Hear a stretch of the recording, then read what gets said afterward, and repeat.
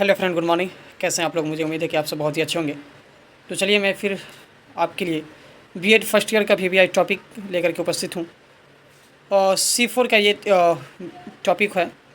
C4 में पढ़ना है हमको फर्स्ट यूनिट में कि भाषा से रिलेटेड सारी क्वेश्चन। भाषा क्या है, भाषा की परिभाषा, भाषा के अर्थ, भाषा के प्रकार, भाषा का क्या महत्व है, उसके लिपि क्या है, उस सब के ऊपर जो है इस वीडियो में जो है चर्चा करेंगे। इसके बाद जो है भाषा के बारे में, बच्चे भाषा कैसे सीखते हैं उसके बारे में चॉम्स्की, पियाजे महोदय का क्या कहना है, इन लोगों के बारे में जो है देखेंगे, स्किनर महोदय का क्या कहना है। तो अभी बात करेंगे भाषा के बारे में। तो अभी तक अगर आप मेरे channel learning point by MD Ashraf sir पे नए हैं तो प्लीज़ आप मेरे channel learning point by MD Ashraf sir को सब्सक्राइब कर दें, वीडियो को लाइक कर दें और दोस्तों तक शेयर करना ना भूलें। देखिए, सबसे पहले भाषा के बारे में जानेंगे। हम आपको बार बार कहते हैं कि कभी भी भाषा या कोई भी और टॉपिक हो उसके ऊपर पहले प्रस्तावना, उसका इंट्रोडक्शन देना चाहिए। तो इसका इंट्रोडक्शन हम इस तरीके से देंगे कि मनुष्य जो है समाज में रहते हैं, इसलिए मनुष्य सामाजिक प्राणी है। समाज के विकास में भाषा का विकास जरूरी है। अगर से समाज का विकास करना है तो उसमें भाषा का विकास जरूरी है। इसमें असंभव मिस्टेक से लिखा हुआ है, ये जो आपको असंभव दिख रहा है जरूरी है होगा, क्योंकि समाज के विकास में जो है भाषा का विकास होना जरूरी है। व्यक्ति का सामाजिक जो जीवन है, सामाजिक जीवन का आधार भाषा ही है, क्योंकि किसी भी समाज में जीने के लिए व्यक्ति को भाषा की जरूरत पड़ती है। भाषा के अभाव में सामाजिक जीवन की कल्पना भी नहीं की जा सकती। अगरचे भाषा नहीं है, जिस समाज में अगरचे हम जाएंगे वहाँ का भाषा हमें नहीं आता है तो हम उस समाज के अंदर जीवित नहीं रह पाएंगे। जैसे अगरचे हम ब्रिटेन चले जाएं, अमेरिका चले जाएं, तो वहाँ जाने के बाद जो है अगरचे हम जो है वहाँ पे कोई चीज़ की ज़रूरत पड़ेगी तो वहाँ की भाषा हमको नहीं आएगा, तो हम वहाँ पे जो है सही से अपने जो है ज़रूरत की चीज़ों को नहीं पूरा कर पाएंगे, क्योंकि हमें उसके बारे में भाषा जो है उसकी भाषा ही नहीं पता है कि हम किस तरीके से किसी से मांगेंगे, बोलेंगे, बताएंगे अपनी परेशानी को। तो इसलिए कह रहा है कि भाषा के अभाव, अगरचे भाषा की कमी है किसी के पास, तो किसी भी समाज में जो है जीवन की जो है को जीना संभव जो है ये नहीं रह पाता है। ठीक है, वही कह रहा है कि यहाँ पे मनुष्य अन्य प्राणियों से जो है अधिक संवेदनशील होता है। मनुष्य जो है जितने भी प्राणी हैं इस संसार में, उन सभी प्राणियों से जो है यह संवेदनशील रहते हैं। ठीक है, मतलब हमेशा जो है यह चिंतित रहते हैं। उसके बाद कह रहा है कि ये प्राणी जो है बुद्धिमान प्राणी है। मनुष्य जो है एक बुद्धिमान प्राणी है। अपने आप को अभिव्यक्त करना उसकी प्रवृत्ति है। अपने आप के बारे में जो बताना, मनुष्य के अंदर जो अपने आप में छुपी हुई जो चीज़ें हैं उसको उभारना, इसके जो है अंदर जो है एक प्रवृत्ति पाई जाती है, उसके अंदर जो ये खासियत पाई जाती है। सामाजिक प्राणी होने के कारण जो है मनुष्य वह निरंतर का मतलब मनुष्य जो है समाज के अन्य सदस्यों के साथ विचार और भावों का आदान प्रदान करते रहते हैं। मतलब सामाजिक प्राणी होने के कारण मनुष्य जो है समाज में रह करके अपने विचारों को किसी तक बताते हैं और किसी के विचारों को सुनते हैं, यानी आदान प्रदान करते रहते हैं। प्रारंभ में जो है अगरचे किसी भी प्रकार के समाज में रहने वाले मनुष्य को अगरचे भाषा की जो है ज्ञान नहीं होता है, तो वो लोग सांकेतिक तौर पे जो है भाषा को जो है क्या करते हैं, भाषा को जो है सांकेतिक तौर पे इशारा करके जो है समझने और समझाने का काम करते हैं। वही कह रहा है कि प्रारंभ में जो है वे संकेतों या अस्पष्ट ध्वनियों का प्रयोग करता है समाज के अंदर। जब बच्चा जन्म लेता है तो तोतलाता रहता है, बोलना होता है रेल तो कहता है लेल, इस तरीके से है। कह रहा है कि और कहते हैं जो संकेत नहीं सही से बोल पाता है, जो शब्द नहीं बोल पाता है, उसको संकेत के द्वारा या तुतला करके उसको व्यक्त करने का काम करता है। वही है। उसके बाद कह रहा है कि ध्वनि समूह जो है, यहाँ पे ध्वनि समूह के संयोजन से वस्तु विशेष के प्रतीक बन गए, जिनसे धीरे धीरे भाषा का विकास हुआ। मतलब कह रहा है कि ये जो ध्वनि है, ये जो इशारा से जो बच्चे जब बाद में बात करते रहते हैं पहले, तो बाद में वही बच्चे जो है इशारा से बात करने के साथ साथ जो है वो सीख लेते हैं कि किस तरीके से हमें बात करना चाहिए, किसके बारे में। जैसे मम्मी को मम्मी, पापा को पापा कहना सीखते हैं बच्चे शुरुआती दौर में। फिर उसके बाद अपने परिवार को जानते हैं। उसके बाद जो है अपने खाने पीने पहनने योग्य जो है वस्तुएं है तो उसको जो है उसके नाम से जानना जो है पहचानना शुरू कर देते हैं। वही कह रहा है कि धीरे धीरे जो है विकास होता है भाषा का। भाषा विचारों के आदान प्रदान का सबसे सुगम साधन है। मतलब विचार को अपने बारे में बताने और किसी के बातों को सुनने के लिए जो है भाषा जो है एक जो है एकदम आसान रास्ता है। ठीक है, बिना जो है कहते हैं भाषा कि हम न किसी के बातों को सुन सकते हैं, न किसी के को जो हम अपने बातों को बता सकते हैं, अपनी परेशानी को बता सकते हैं। इसीलिए भाषा की परिभाषा करें कि विभिन्न विद्वानों द्वारा भाषा की परिभाषा निम्न प्रकार से दी गई है। ठीक है, जैसे अनेक प्रकार के कहते हैं विद्वानों ने अपने बारे में अनेक प्रकार से जो है भाषा को उल्लेखित किया है, बताया है। जिसमें डॉक्टर श्याम सुंदर दास महोदय के कहना है, उनके अनुसार मनुष्य और मनुष्य के बीच वस्तुओं के विषय में अपनी इच्छा और मति के आदान प्रदान करने के लिए व्यक्त ध्वनि संकेतों का जो व्यवहार होता है उसे भाषा कहते हैं। मतलब डॉक्टर श्याम सुंदर दास कहते हैं कि मनुष्य और मनुष्य के बीच में जो वस्तुएं हैं, उस वस्तुओं को अपनी इच्छा पूरा करने के लिए, जो आदान प्रदान करने के लिए, बताने के लिए जो संकेत या जो व्यवहार का प्रयोग करते हैं, उसे हम लोग क्या कहते हैं? उसे हम लोग भाषा के नाम से जानने का काम करते हैं। ठीक है। और उसके बाद सुमित्रा नंदन पंतन के शब्दों में तो देखेंगे सुमित्रा नंदन पंत महोदय के शब्दों में भाषा के बारे में क्या कहा गया है। क्या कहना है कि भाषा संसार का नादमयन चित्र है, ध्वनि स्वरूप है, यह विश्व की हृदय तंत्री का झंकार है, जिनके स्वर में अभिव्यक्ति पाती है। मतलब ये जो है अपने भाषा में, भाषा के बारे में कहें कि संसार का जो है यह नादमय चित्र है, मतलब यह जो है मूल जो है प्रवृत्ति है जिसके कारण संसार चलता है। यह विश्व की हृदय तंत्री का झंकार है, मतलब विश्व के अंदर जितने भी लोग हैं, उसके हृदय के अंदर जितने भी तंत्र है, उस सब की झंकार है। इसी की वजह से लोग जो है अपने बातों को जो है अभिव्यक्त करते हैं, बताते हैं। स्वीट महोदय के अनुसार कहना है कि ध्वन्यात्मक शब्दों द्वारा विचारों को प्रकट करना ही भाषा है। स्वीट महोदय कहते हैं भाषा के बारे में अपना जो है बात बताते हैं कि भाषा जो है ध्वन्यात्मक शब्दों को, शुद्ध शब्दों के द्वारा अपने विचारों को बताना ही क्या कहलाता है? भाषा कहलाता है। तो भाषा ये जो है इन कहते हैं अलग अलग वैज्ञानिकों के द्वारा जो है उनका परिभाषा था। अब भाषा परिवर्तनशील होता है, हमेशा बदलता रहता है। समय के साथ जो है आवश्यकता के अनुसार भाषा के स्वरूप जो हमेशा बदलता रहता है। भाषा नया रूप धारण कर लेता है आगे जा करके। भाषा मनुष्य के विचारों के आदान प्रदान का माध्यम है। भाषा मनुष्यों द्वारा उच्चारित होने वाले ध्वनि संकेतों की जो है वह व्यवस्था है जिसके द्वारा किसी विशेष समुदाय के लोग जो है विचारात्मक स्तर से परस्पर संप्रेषण कर सकते हैं। मतलब कहा है कि भाषा यह मनुष्य के द्वारा उच्चारित होने वाली एक वैसी ध्वनि संकेत है जिसके द्वारा जो है किसी भी विशेष समुदाय के लोग जो है अपने विचार को जो है क्या करते हैं कि समझते हैं, बताते हैं। ये जो है संप्रेषण करने जो है करते हैं लोग। अब जो है भाषा का अर्थ, भाषा का अर्थ क्या है? भाषा का अर्थ, भाषा शब्द भाष से बना हुआ है जिसका अर्थ होता है बोलना। यदि मनुष्य अपनी बात कहने के लिए जिन भी ध्वनियों का प्रयोग करते हैं वो लोग, मतलब मनुष्य जो है भाष शब्द से ये बना हुआ है जिसका अर्थ होता है बोलना। और मनुष्य अपने बातों को कहने के लिए जिस ध्वनि का प्रयोग करता है उसी को हम लोग क्या कहते हैं? भाषा कहते हैं। भाषा मनुष्य के मुख से बोली जाती है। भाषा जो है लोग अपने मुँह के द्वारा बोलते हैं। मुख से जो ध्वनियाँ निकलती है उसमें एक निश्चित नियम, क्रम तथा व्यवस्था होती है जिसके कारण लोग जो है सोच समझ करके किसी भी वस्तु के बारे में बोलते हैं।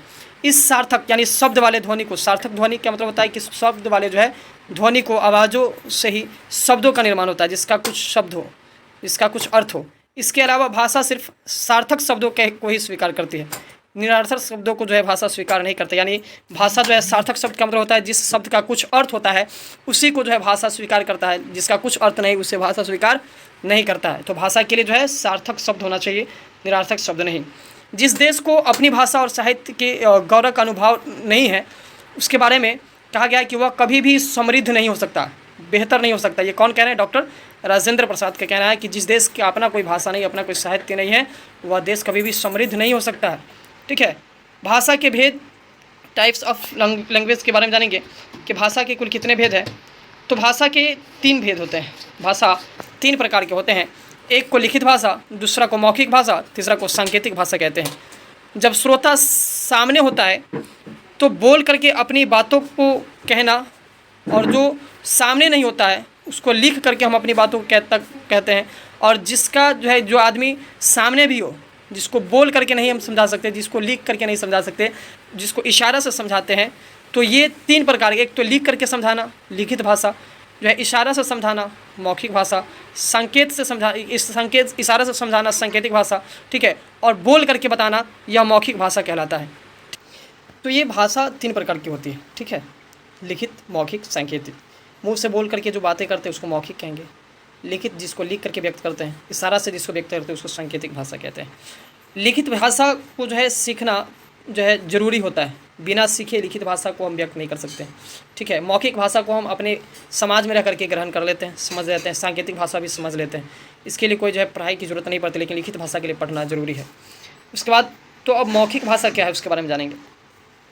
कह रहा है कि ओरल लैंग्वेज जो है उस भाषा को कहते हैं, कह रहा है कि यह भाषा का मूल रूप और जो है यह है कि सबसे प्राचीनतम है। मतलब ये जो भाषा थी, ये भाषा सबसे प्राचीनतम काल में जो है यूज़ किया जाता था, क्योंकि उस दौर में जो है लिखित भाषा की कोई व्यवस्था नहीं थी, लिखने की कोई व्यवस्था नहीं थी।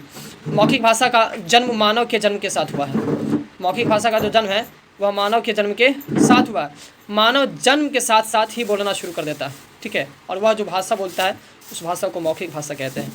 जब श्रोता जो है सामने होता है तब मौखिक भाषा का प्रयोग किया जाता है। जो मौखिक भाषा का आधारभूत इकाई होती है वो तो है ही है, जिसको ध्वनि कहते हैं, कि जिसको हम आवाज़ के ज़रिए जो है मौखिक भाषा को व्यक्त करते हैं बोल करके। इस ध्वनियों से शब्द बनता है और जिसका वाक्यों में प्रयोग किया जाता है, और फिर उसको जो है किसी भी जो है मतलब विचारों के आदान प्रदान के लिए जो हम उपयोग में लाते हैं। तो ये भाषा मौखिक भाषा है, जो सामने में जो है कहते हैं किसी व्यक्ति को बताने के लिए बोल करके जो बताना जो क्या कहलाता है, मौखिक भाषा कहलाता है, ठीक है, अपने शब्दों में। लिखित भाषा, जिस भाषा को हम जो है लिख करके व्यक्त करते हैं, ठीक है, उस भाषा को लिखित भाषा कहते हैं।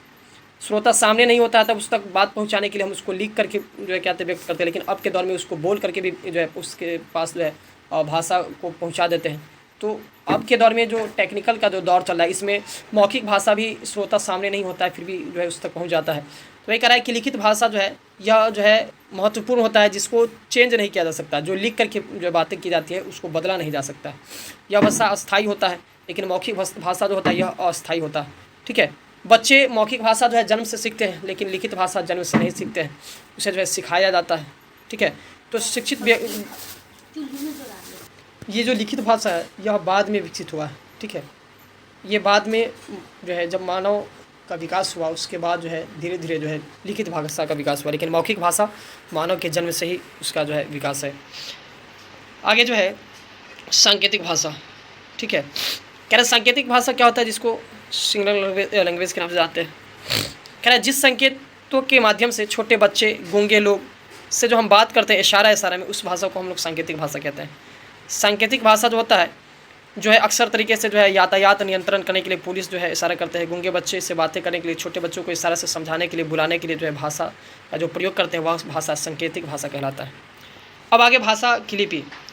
सभी भाषा की कुछ न कुछ लिपि होती है, जितनी भी भाषाएँ हैं सभी भाषा की कुछ न कुछ लिपियाँ होती है। कह रहे कि संसार में विभिन्न भाषाओं को लिखने के लिए जो है अनेक प्रकार की लिपियाँ प्रचलित है, जैसे हिंदी, मराठी, नेपाली, संस्कृति, ये सब देवनागरी लिपि में लिखी जाती है। उर्दू को फ़ारसी लिपि में लिखा जाता है, अंग्रेजी को रोमन लिपि में लिखा जाता है।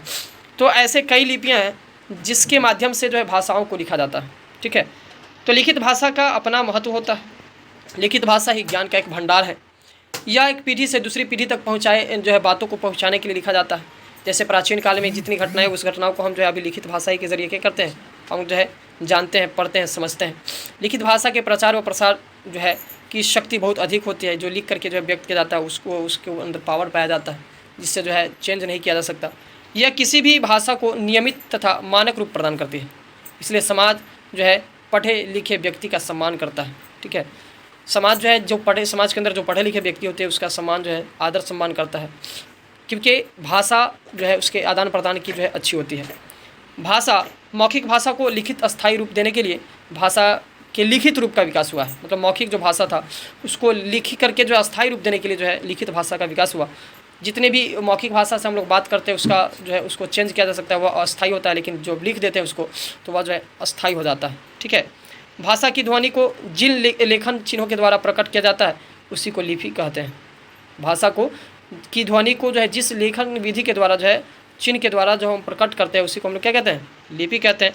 चाहे मौखिक वही करें कि अथवा मौखिक ध्वनि को लिखित रूप में प्रकट करने के लिए निश्चित किए गए चिन्हों को जो है लिपि कहते हैं। अब कह रहे हैं कि अपने ज्ञान, भाव और विचार को स्थिर, अस्थायी और विस्तृत बनाने के लिए जो है किसकी जरूरत पड़ती है, लिपि की आवश्यकता होती है। संसार के विभिन्न भाषाएं अलग अलग लिपियों में लिखी जाती हैं। लिपि कई तरह की होती है, जैसे देवनागरी, रोमन, गुरुमुखी, फारसी, रूसी, ईटीसी, ये सब जो है क्या है, लिपियां हैं। जैसे यहाँ पे कुछ भाषा और उसकी लिपि को लिखा गया है सीरियल वाइज। एक तरफ क्रमांक है, दूसरा भाषा का कौन सा लिपि है सो है। हिंदी का देवनागरी लिपि है, संस्कृत का देवनागरी लिपि है, मराठी को देवनागरी लिपि में लिखा जाता है, अंग्रेजी, फ्रेंच, जर्मन को रोमन लिपि में लिखा जाता है, पंजाबी को गुरुमुखी लिपि में लिखा जाता है, उर्दू अरबी फ़ारसी को फ़ारसी लिपि में लिखा जाता है, रूसी को रूसी लिपि में लिखा जाता है।